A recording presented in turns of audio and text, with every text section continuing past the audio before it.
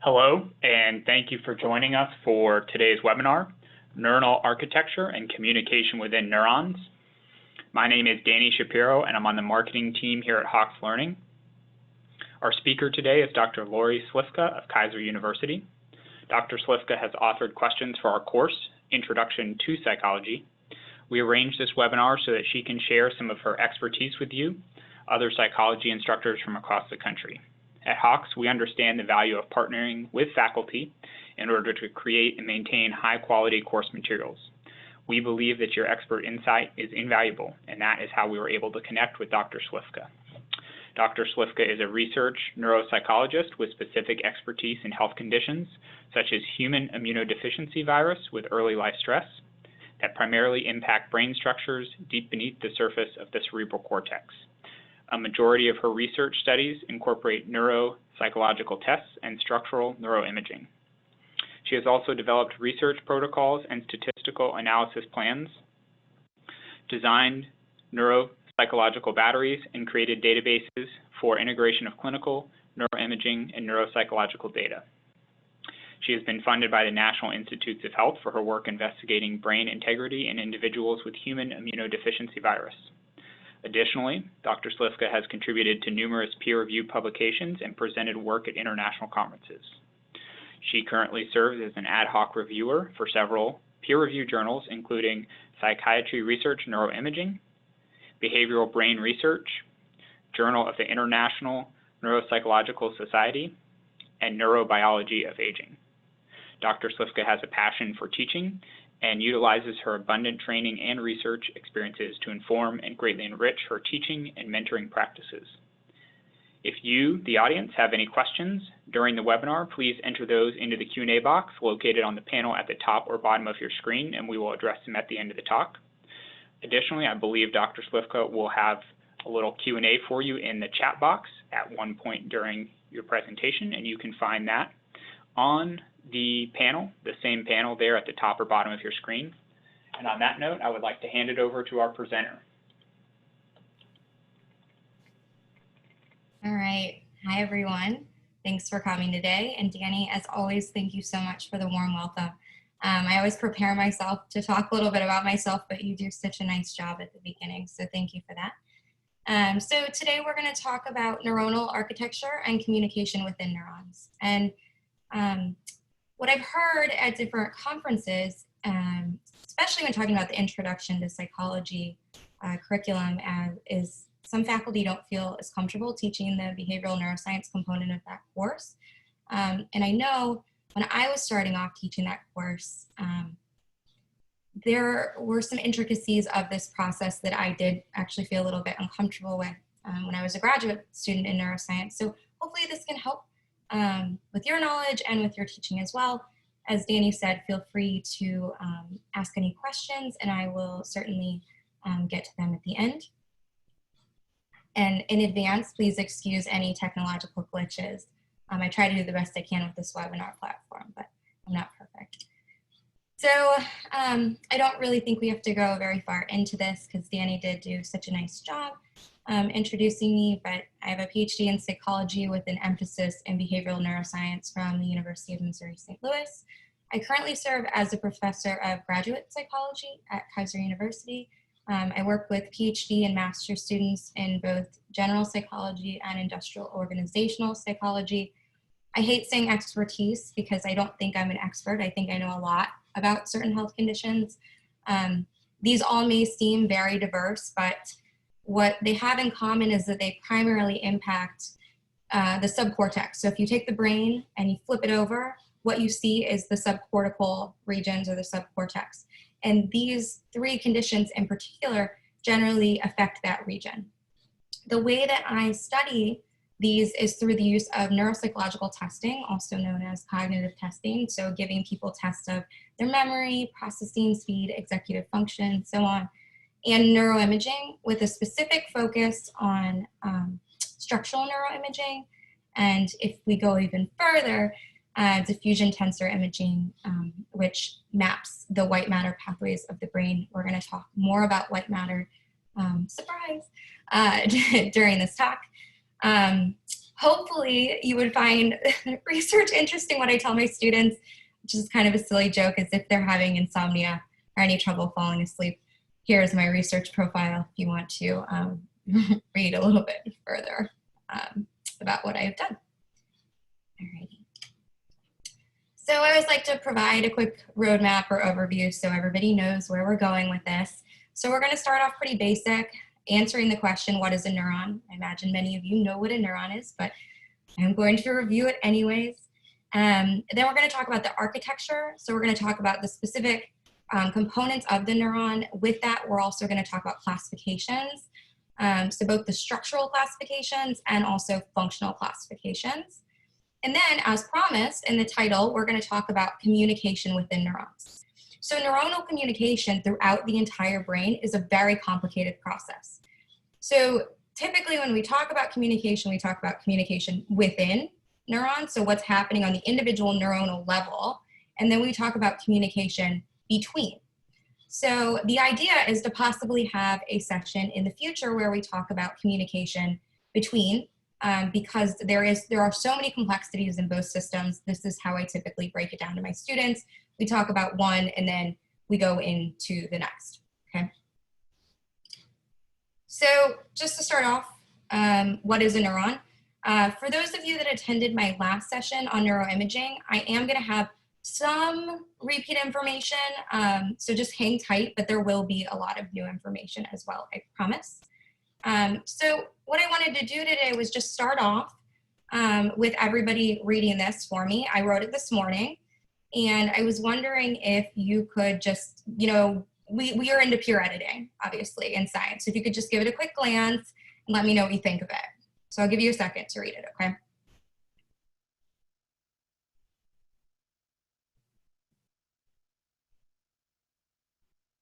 Okay, so who's freaking out that they're spending their Tuesday listening to somebody that wrote this? You don't have to answer that.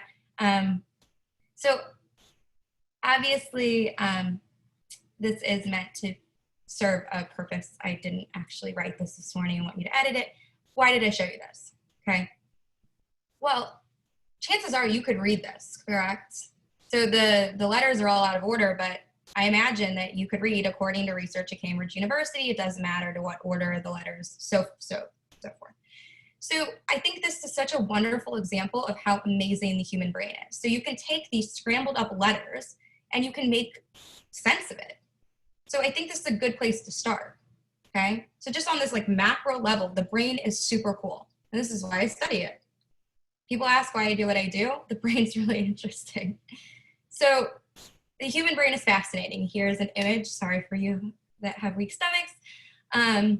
But the human brain is about 3 pounds. Picture like a bag of rice that you would buy at the store. Average bag of rice may weigh 3 pounds. But the human brain has consistency like pudding. Like pudding, it's made up of fats, proteins, and water. But unlike pudding, it's very systematically structured and organized. And this allows for the complexity, as we saw in the example.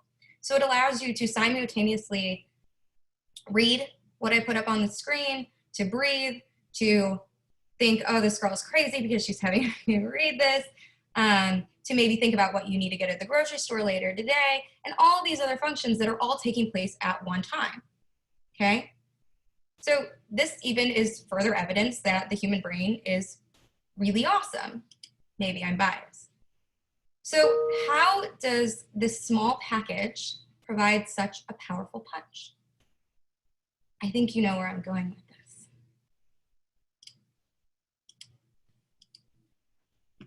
Sorry about that, clicking problems. Alrighty, the neuron, okay? So let's talk about what these handy dandy neurons are that help us do all of these things, okay? So we're gonna talk about a little bit about the anatomy of the brain, okay? So neurons, this is our core focus. They're the building blocks of the brain. They communicate back and forth. Our brain contains this specialized network of about 100 billion neurons. We don't know the exact amount, but that's a guess. It's a really big amount. It creates this highly sophisticated organization and system of communication, and they're constantly firing and communicating with one another all the time. Each neuron has so many different connections, about 7,000 connections on average. This can give us up to 700 trillion connections. Again, the human brain is super cool, right? So not only do we have neurons in the brain, we cannot neglect that we have another type of cell. So the two main types of cells that we have in our brain are neurons and glial cells. Glial cells really work to support and protect our neurons, okay? So if you look at the picture on the right, this is, let's say, a marathon, and the runners would be the neurons, the main, that's why people are there. That's why people are there for the marathon. They're watching the neurons. And the glials, or it can be glia or glial cells, are there to support the neuron, which is the runner, and protect, giving them water, maybe, it's been a really long time since I ran a half marathon. I'm like, maybe cooling them down, but they're there to help them out so they can successfully get through their run, okay? This next slide is gonna seem like it kind of comes out of nowhere. And admittedly, I did add it a little last minute, but it's to clarify some points that are coming later, okay? So I've been talking about neurons, I've been talking about glial cells. There are glial cells located in the periphery, but our focus is really going to be on the central nervous system. And I'm going to say central nervous system numerous times. So the teacher and me wanted to clarify, just so we're all on the same page, that the central nervous system is made up of the brain and the spinal cord, and the peripheral nervous system is everything else. But we are going to be focused on that central nervous system. Okay. Alrighty. So let's talk a little bit about the architecture. So I want to start off with more of a basic overview of the structure and then get a little bit more into the intricate details. So I'm structuring this essentially in a way that I would my class. So we're talking, if you were teaching an intro psych class, you would start talking about those main components of the neuron and start off basic, and then you could talk about, more of the intricacies of it. So that's what we're going to do here, okay? So there are more parts to a neuron, but the main components, and these are like, I guess, the main talking points if you hear someone talking about a neuron. They consist of the cell body, which provides energy to the cell. As we move forward, we're going to talk about specifics of the cell body. We have the dendrites.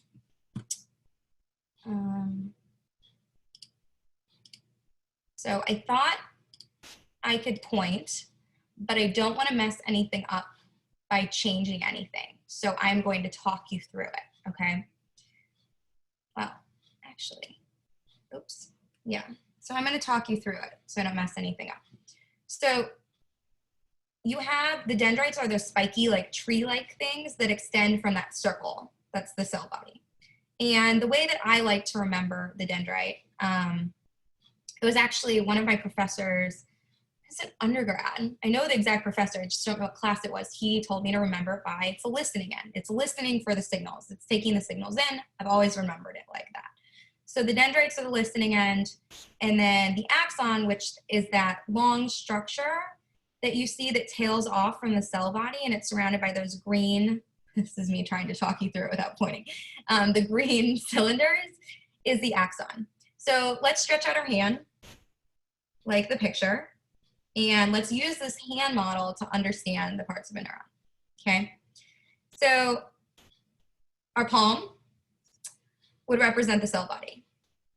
If you were to compare this to, say, your cell phone, it would be the battery, okay? It's providing energy to the cell phone, okay?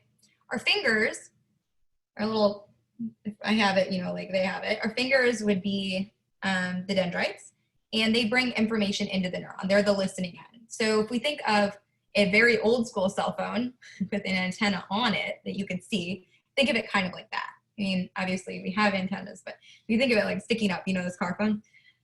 So the dendrites would be the antennas, and then your arm would represent the axon, okay? Its purposes is to send messages in the cell and then out of the cell. So if you were to think of your cell phone, it would be like a transmitter. And axons are typically wrapped in this fatty substance that's made up of glial cells called myelin. So myelin would be like a protective coating on wires, like connecting your television. Just like those wires, myelin's going to help messages move along axons quickly and cleanly. So these are the basics of a neuron. Now we're going to get a little bit more specific. And for those of you that this is a review, I apologize. I'm not trying to bring it down, but I'm just trying to provide some information that you may be able to share with your students too, and may be helpful. Hopefully it's helpful to you. So I apologize, it's a little bit blurry. It looked a lot better when I had it on my screen, but that's okay, you still get the idea. So these labels here are labeling even more parts of the neuron, essentially. So let's go a little bit deeper than we were on the last slide, and let's talk about the individual components as well as the other ones that I have now put in front of you. So we're going to start with the cell body, which is that circle that the dendrites are extending off of that have the green thing in the middle. The green thing in the middle is known as the nucleus. So we said before, our cell body, it can also be called the soma, is our main energy center of the brain. It's like the factory of the neuron. It is extremely crucial for the neuron to function. It's like the brain's crucial for the body to function. The nucleus contains all the genetic material, in particular chromosomes. It includes information for cell development, synthesis of proteins necessary for that cell maintenance and that survival. There are also other structures that are located within the cell body.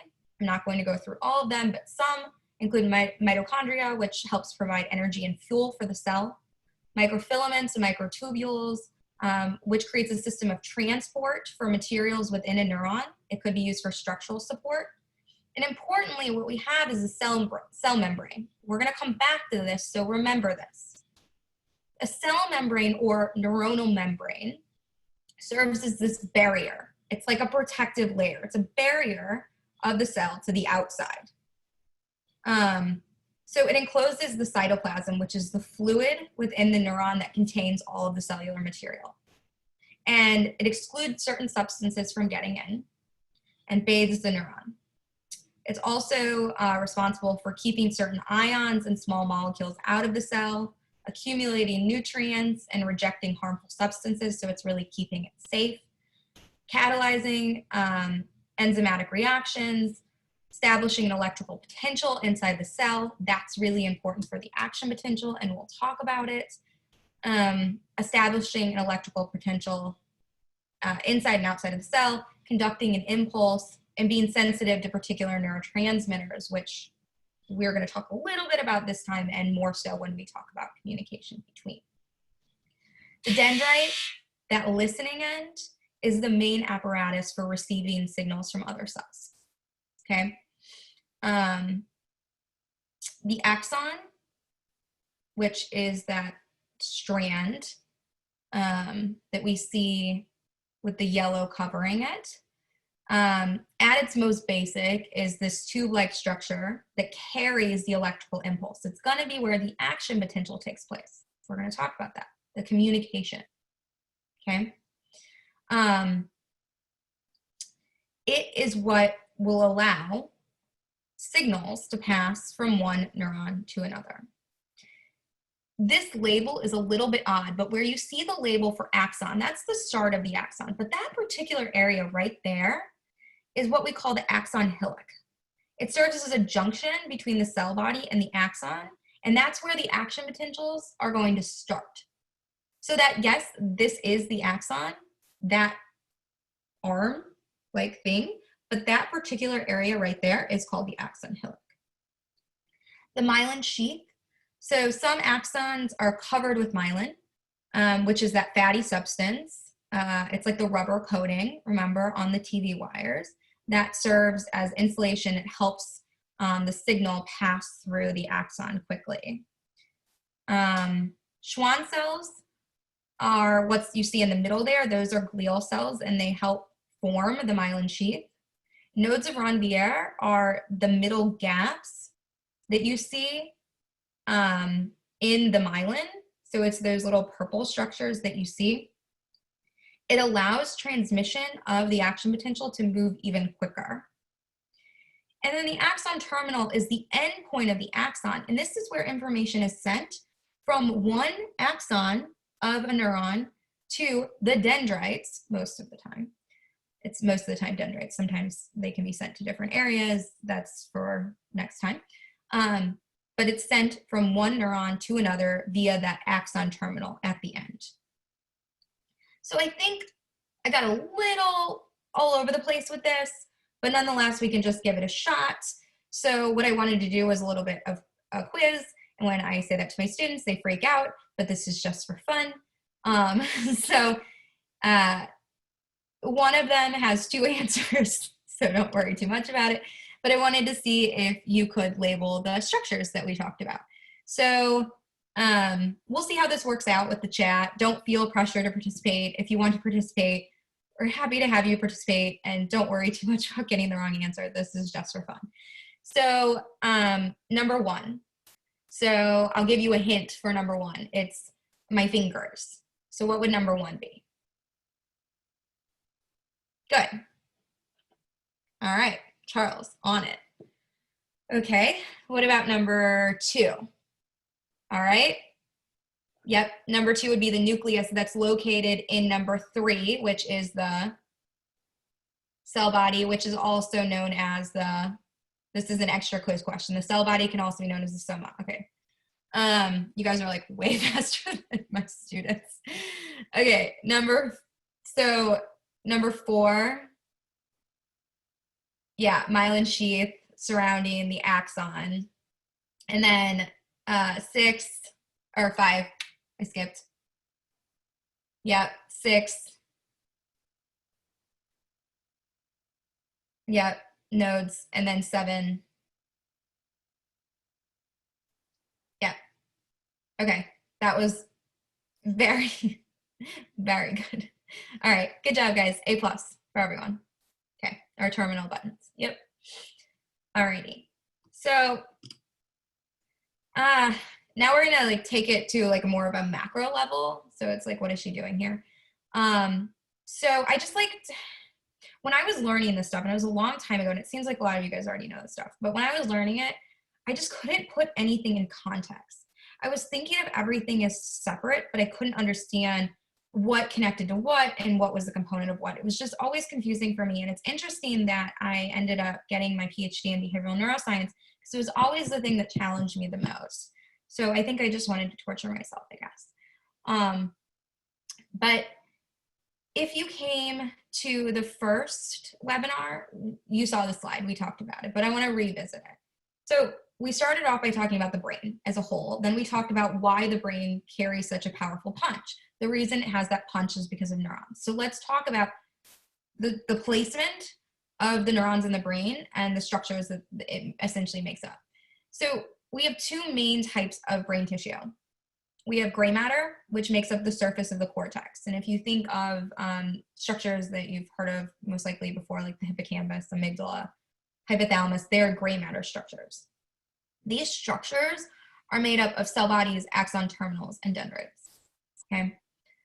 And then the white matter is what lies beneath the cortex. This is actually what I study using diffusion tensor imaging. It's the highway system throughout the brain. So it's the connections that get sent from gray matter, from different gray matter regions. So those pretty pictures that you see, those are DTI scans. That map, it's just basically, it's showing directionality, but it's showing the connections that go through the brain. So white matter is long strands of nerve cells, or axons. The axons carry information from one gray matter region to another, making them essentially the brain's messenger system. So if you think of like a highway system, we have like a metropolitan area consisting of like commercial city centers joined together by highways. So the city centers would be the gray matter, so the cell bodies, axon terminals, and dendrites. And then the highway systems that connect one to another would be the white matter. If there's any disruption within the white matter, so in the axon itself or the myelin, that can slow down connection. So you kind of think of, in using diffusion tensor imaging, we can determine if there's damage, possible damage, or lack of integrity in the myelin and the axon. So if there's anything going on there unusual, it could speed up or it could slow down transmission from one area to another. So I hope that helps put this in context. So we're going to go a little bit into classification of neurons, both the structural and the functional. So I want to start on the right, the far right side, multipolar. So the reason I want to start here is because these are the most common neurons that we have. You can see essentially by these pictures that there's not one size fits all, not all neurons look the same. And the way that we're able to classify neurons is based on the number of processes that extend from the cell body or the soma. So multipolar, defined as having 3 or more processes that extend from the cell body. They comprise 99% of neurons in humans, and they're the main type of neurons found in the central nervous system. They're also the main type found in the efferent division of the peripheral nervous system. We are going to talk about what I mean when I say efferent. Unipolar are found in invertebrates. So we don't have to worry too much about that. We do have pseudo-unipolar, which we're going to talk about, but they have a single short process that extends from the cell body and branches into 2 or more processes that extend in opposite directions. Bipolar has 2 processes that extend in opposite directions from the cell body. That's the second one there. One process is the dendrite, the other is the axon. They're rare. I mean, as we know, multipolar makes up 99%, but typically they're found in the retina of the eye and in the olfactory or smell. So pseudo-unipolar is what's more common in humans than unipolar. It's just kind of a variant of unipolar. The process leaves the cell body and splits into 2 axonal branches. So you have a branch extending to one side and a branch extending to the other. We see these exclusively in sensory neurons, which are known as afferent neurons, which we're going to talk about now.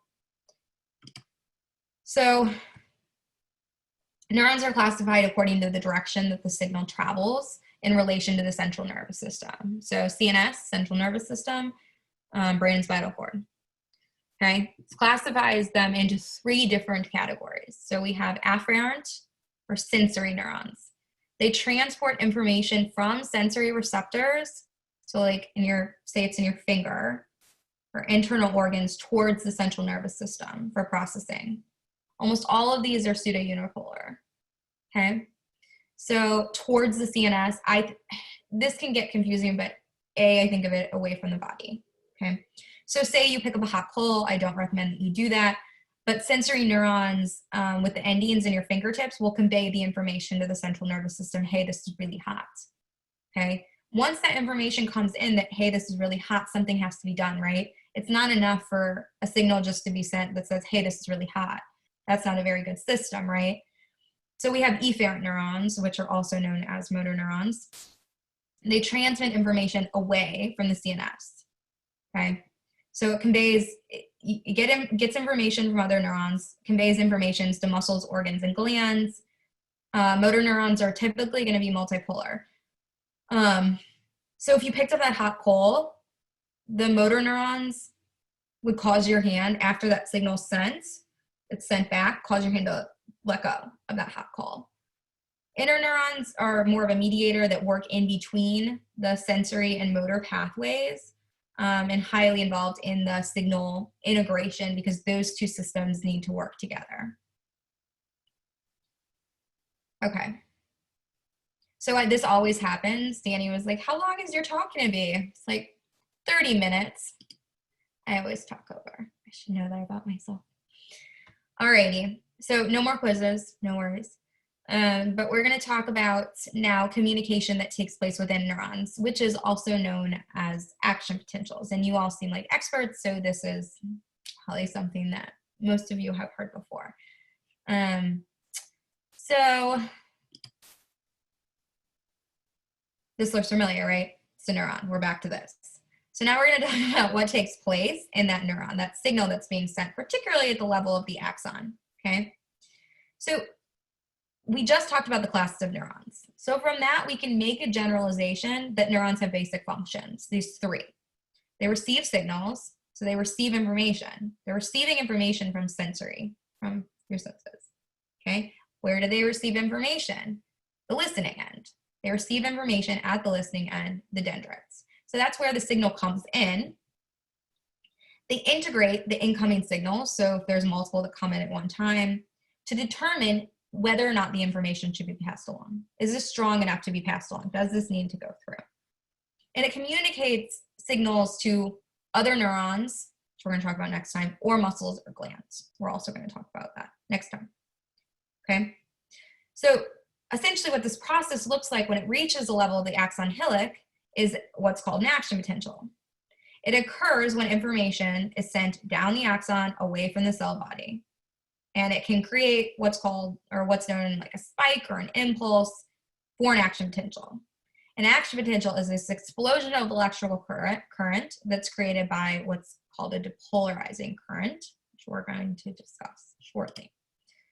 So I told you we would go back to this cell membrane thing, okay? So we briefly discussed it at the beginning. So a cell membrane is that protective layer. It serves as a barrier that encloses the cytoplasm inside the neuron and excludes bad things, okay? It excludes these substances that shouldn't get in, that float in the fluid that bathes the neuron. Okay, so when an action potential isn't taking place, okay, so when a neuron is at rest, what we typically see is potassium, which is K, and organic anions found in higher concentration within the cell than the outside. Where we see sodium and chloride are typically found in higher concentrations outside of the cell. Because of this distribution, the way that it is, the inside of the cell is negative compared to the outside of the cell, okay? So concentrations of different ions attempt to balance this out on both sides of the membrane, but the membrane only allows certain ions to pass through and to pass through different channels. So it's not completely balanced. At rest, potassium ions can cross through the membrane easily, but sodium and sodium and chloride ions cannot. Okay, they have a more difficult time crossing. Okay, this typical balance of what we see when we are at rest is a negative. So it's negative on the inside compared to the outside. And we usually say it's around -70, -75 millivolts is the electrical potential of the cell. And this is maintained by what's called a sodium-potassium pump that can help, after an action potential, redistribute the amount of sodium-potassium so that this distribution is maintained. When there's disturbance to this distribution is when we see the communication or the action potential. So we're going to go over a little bit of terminology before we really jump into the main action. So an action potential is essentially messages sent by axons. It's due to the redistribution of ions. We're going to talk about both hyperpolarization and depolarization. So hyperpolarization, this definition is just great, right? Increase in polarization. Great. So it's when a membrane becomes more negative at a particular spot in the neuronal membrane. Depolarization is when the membrane becomes less negative, so more positive. I said an action potential can take place when depolarization occurs. So we know that if it starts off around -70 millivolts, it's depolarized, it's going to get more positive. I'm thinking of a spike here. Okay. The opening of channels is what can lead to the hyperpolarization and depolarization.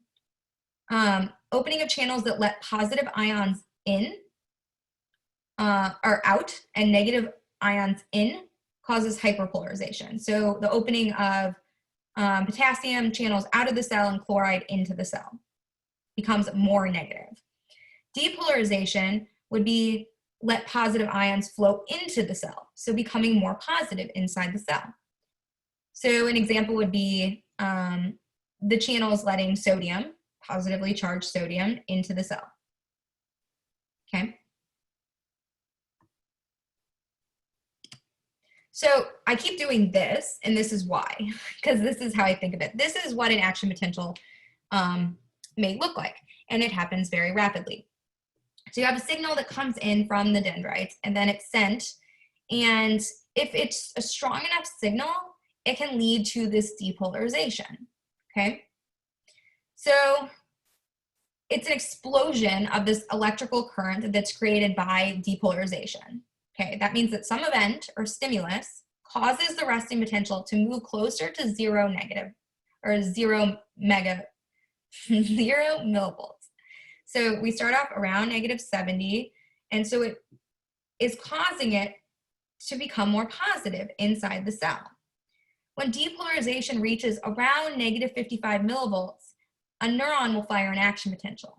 That's what's called the threshold of excitation. If the neuron doesn't reach this threshold, no action potential will fire. So this is something called the all or nothing law. So it's always fixed. For any given neuron, the size of the action potential is the same. There's no small or bigger action potentials for one cell, but they cannot take place if it doesn't reach this threshold of excitation. Okay, it's all or nothing. It's not like a half, or it's not like a half action potential. So again, action potentials are caused when different ions cross the neuronal membrane. So a stimulus first causes sodium channels to open. So because there are more sodium channels on the outside, the inside at rest is more negative compared to the outside. But sodium is going to rush in to the cell. This is going to cause depolarization or becoming more positive. Okay? It takes a little bit longer for the sodium channels to open, but when they do, sodium is going to rush out of the cell, reversing that depolarization. Okay, so it's going to essentially repolarize. So this happens really fast. Once you reach that action potential, then the cell is going to try to come back to baseline. Okay, so around that same time, the potassium starts leaving, sodium channels close. Okay, and then gradually the ion distribution after an undershoot, so rapid hyperpolarization, after that takes place, then it goes back to baseline, it goes back to rest and ready for another action potential to fire. During this process, there are times when another action potential cannot take place. So you can't have simultaneous action potentials on the cell taking place at the same time. So these are called refractory periods. So there's the absolute refractory period. So shortly after the beginning of the action potential, the sodium potassium channels are inactivated. So there's no signal that can open this inactivated gate. Okay, so it's this period of time that you see in green that absolutely no stimulus, no matter how large, is going to produce an action potential. The relative refractory period, there's a chance that an action potential can take place. The thing about relative refractory period is it's during the time where the cell is hyperpolarized. So if the cell is even more negative than -70 millivolts, it's going to take a lot of stimulation to get that to a state of depolarization because it's in a more negative state than it is at rest. So that's essentially, it's not all of the individual components, but it's essentially the components of the action potential. So the communication that takes place within the individual neuron. So if we put this all together, a lot of action potentials taking place and sending signals between different action potentials, which, like I said, would be the talk for next time. It would be synaptic transmission. So the synapse is the space in between one neuron and another. So it's the signals being sent from one to another. But essentially what you get is something that looks like this at the end of the day, is that there is communication that takes place all throughout your brain. We think of these structures so much, and it is really important for these structures to be intact and whatnot, but this communication system is extremely important. So hopefully in the future, what we can discuss is communication that takes place between.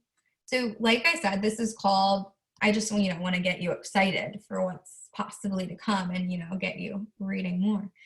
But synaptic transmission. So this involves transmission of an impulse, release, diffusion, or receptor binding of neurotransmitters, which is that signal being sent, between neurons. There can be signals sent to muscles and glands as well, but just for bringing this down, this is what communication between neurons means. So it's essentially information being sent from the presynaptic cell, which is the cell that the information is starting in, to the postsynaptic cell, which is where the information is ending. So with that being said, thank you so much for your attendance. I hope there was some new information here and it was not all review. So I hope you did get some benefit out of it. Feel free to use this, any of my silly things that I incorporated in your classes. I'm fine with it. And if you have any questions for Hawks, I do use my personal email, but feel free to email me anytime. I'm happy to chat. So that's all I have. Again, thanks so much for coming. If you have any questions, feel free to let me know. Okay, thank you so much, Dr. Slifka. That was great. And as you mentioned, we do plan to have another webinar coming up later this spring to continue giving you all some more great information from Dr. Slifka. So be on the lookout for that in the next few months. We'll encourage our audience. We have a minute or two left before we have to go. If we have any immediate questions that you think would be good to discuss, please throw those into the question and answer box. And we have one coming in here. Are we born with all the neurons we will ever have? That's anonymous attendee. That is a really good question. So we are, and we actually lose. Oh, it says no open question. It's weird. Okay, so we actually lose connections as we go. It's called pruning. So we are born with extra, and then as we go throughout life, particularly at the beginning of development, the important ones essentially stick around. So it all comes with the process of the organization of the brain that happens with development. So those early years are really critical. And there is some evidence, this is extending on your question, but it's not part of it. So neurons don't regenerate. So with one stimulation. So, and I haven't read into the recent research of this, but with one stimulation, so neurons typically don't regenerate. So if you have damage, if you have like atrophy, your neuron's not coming back, but there is some evidence of more like premature adolescent neurons regenerating in an area of the brain that's important for memory called the hippocampus. Thank you for your question. And Ellen, I see you in the chat. Good, I'm glad.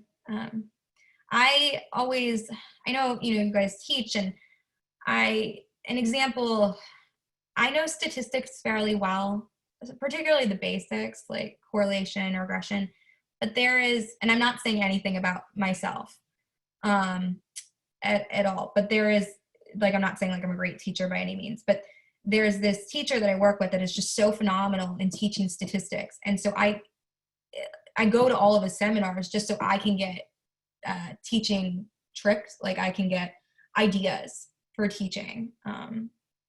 So that was kind of what I wanted to bring here. I do see some more questions, Danny. I hope you don't mind that I'm just taking over. So Marina, what happens if there's damage to any part of the neuron? So it just kind of depends. So that's a very, I guess, broad question. So I guess one example that I can give is talking about the axons. So if there's damage to any part of the neuron, so say that there's some damage to axons in a certain region of the brain, the subcortical region. Often we see this in multiple sclerosis, and it can lead to slowing of motor movements and whatnot if there's damage to, a group of neurons that lead to that communication. So depending on the degree of damage, if it's say it's the hippocampus and there's a lot of damage to multiple neurons, it can lead to memory problems. But it really depends where, what part of the neuron and where in the brain, and then the degree of damage.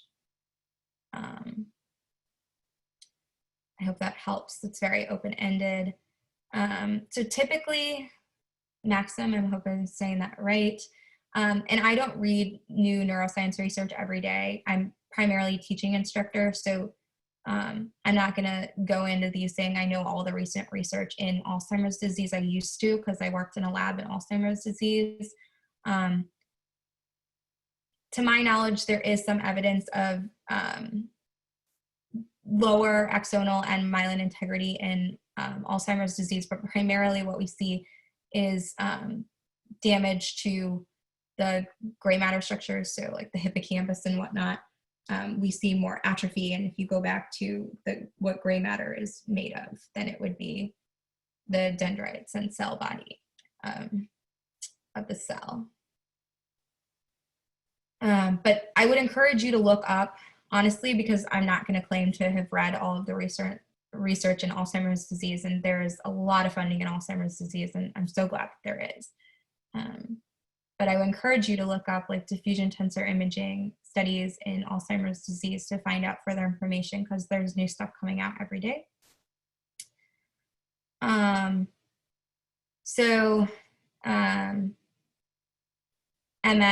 I want to answer this to the best of my ability, Kelly, because I'm not an MS expert, but there is degeneration of myelin sheaths of the motor neurons in the subcortex in multiple sclerosis. I hope that, I don't know if that answers your questions, but that's typically characteristic of what we see in multiple sclerosis, is that there is degeneration of the axon and myelin sheaths. And so you do see that like slower speed of connection throughout the brain. Just like rapid fire questions. And every time I come to this, you guys have like really, really good questions, and it makes me want to go read more because I feel kind of out of the game.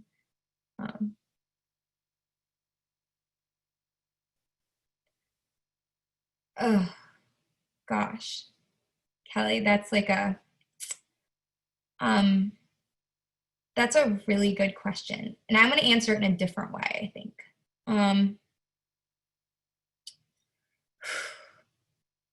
So I can't give you like specific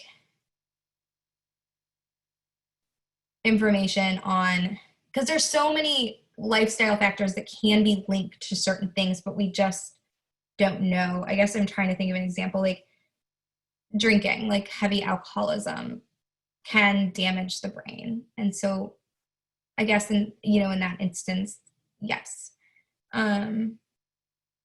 I want to go about this a little bit from a different angle and talk a little bit about what's called cognitive reserve. So if we think of this from like, I guess, a more positive standpoint, there are things that we can do, like engaging in positive physical things and cognitive activities, such as doing something like this, that can be protective in the face of pathology. So say that you have pathology, so say you have Alzheimer's disease. So say, Kelly, you and I hope this doesn't get too hurt, say that we both have pathology in our brain due to Alzheimer's disease, and we both have the same degree of pathology in the brain. So if you do a brain scan between the two of us, you couldn't distinguish who was who. And say that we both take a battery of cognitive tests and you score a lot higher than I do.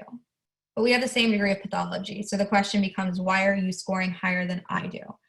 There is some evidence, there's this theory and there's some evidence that engagement in cognitive activities and physical activities throughout our life can actually make the connections in our brain stronger, such that our brain is able to better compensate for damage.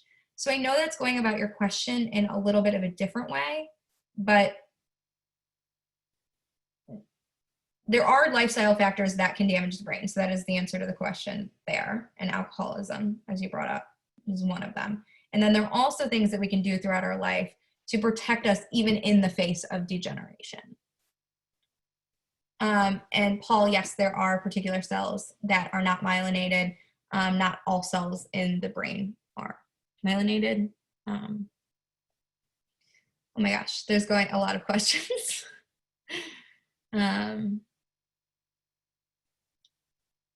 So the action potential, so Marina, the action potential is going to be, So there's obviously going to be different brain activity depending on if you are at rest or not. So sleeping, there's going to be different activity in different parts of the brain. So that is just, there's different systems that are resting essentially at that time, but the action potentials that are taking place are going to be at the same level all of the time. So there's not going to be like a small action potential and a big action potential. I hope that answers your question. Okay, I'm going to jump in there. We are at our time limit. Dr. Slifka, thank you so much for the robust Q&A, and of course, thank you to our audience for all of the great questions. It's awesome being on these webinars with psychology instructors. You all always are. Do not hesitate to jump in and participate. Yeah, thank you so much. Once again, we will be emailing you a recording of this webinar, and if you have questions, you can email Dr. Slifka at her email address on the screen, or you can email us at marketing@hawkslearning.com, and we will try to help you find an answer. And I hope everyone has a great rest of their day. All right, thanks so much, Danny, and thanks everyone for coming. I really appreciate it. This was fun.